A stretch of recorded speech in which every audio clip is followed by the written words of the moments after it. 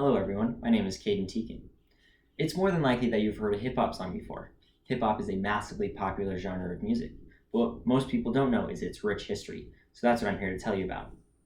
I've been listening to hip hop for about 8 years and I've done in-depth research into the topic. Today I would be detailing the history, genres, and artists of hip hop. Hip hop emerged in the South Bronx of New York City in the early 1970s. Its defining elements are b-boying or breakdancing, graffiti painting, turntabling, and the primary focus emceeing, or better known as rapping. But throughout the years, it has adopted many different elements into its culture, including beatboxing, street fashion, and hustling. Going back to the beginning, the history is often divided into three waves: the old school, new school, and golden age. The first wave, old school hip hop, began in 1979 and lasted till 1983. It is characterized by its disco, funk, and soul influences. It was primarily relatively elementary in its writing and style. However, that soon changed. The second wave, new school hip hop, ran from 1983 to 1986.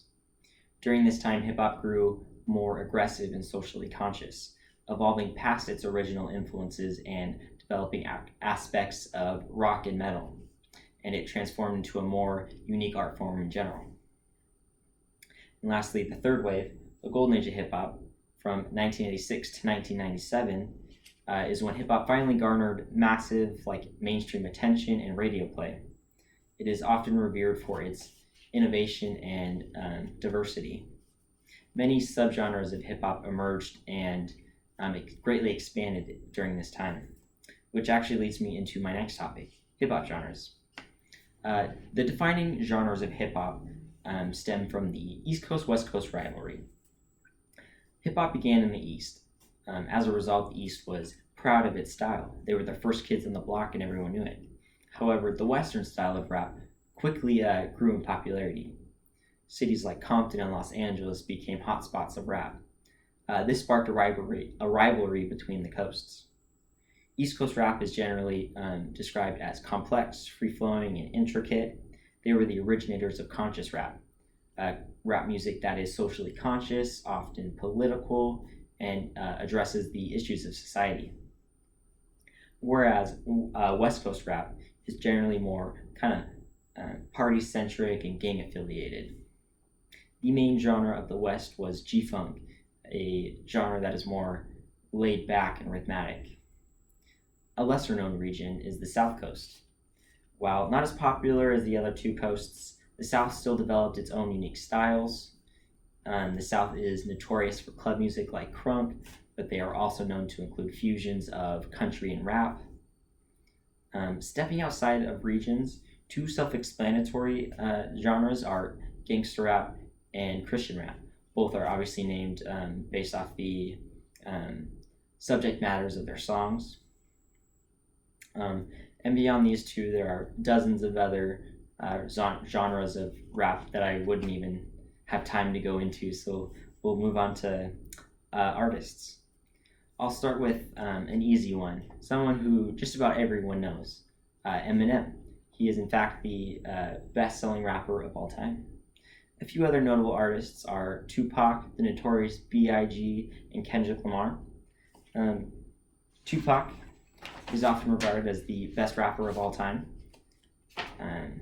He was the West Coast icon in the height of the East Coast-West Coast rivalry. An excerpt from the hiphoparchive.org states that he told his story with uncompromising realism, critique, and compassion. These qualities solidified Tupac in everyone's hearts. However, sadly, he was shot and murdered in a drive-by shooting that's still unsolved to this day. On the flip side, the Notorious B.I.G.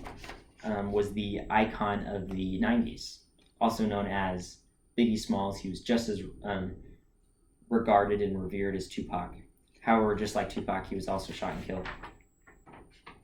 Lastly, we have a modern artist, Kendrick Lamar. He is a Grammy Award-winning hip-hop artist, and he is considered the most influential rapper of his generation. But hip-hop does not only contain solo artists. There are many rap groups as well. Wu-Tang Clan, arguably being the best of them. They are a collective of 9 individuals, and you might even recognize their logo. It in itself has become somewhat of an icon, being inspired by the bat signal.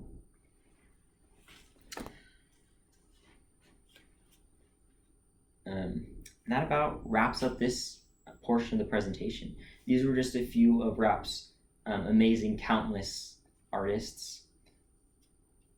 Thank you for listening to my presentation on hip-hop. My hope is that you now have a better understanding of the history, genres, and artists of hip-hop. So now the next time you're listening to a rap song, maybe you're driving in the car or going for a run, you can have a better understanding and appreciation of the history behind it. Thank you.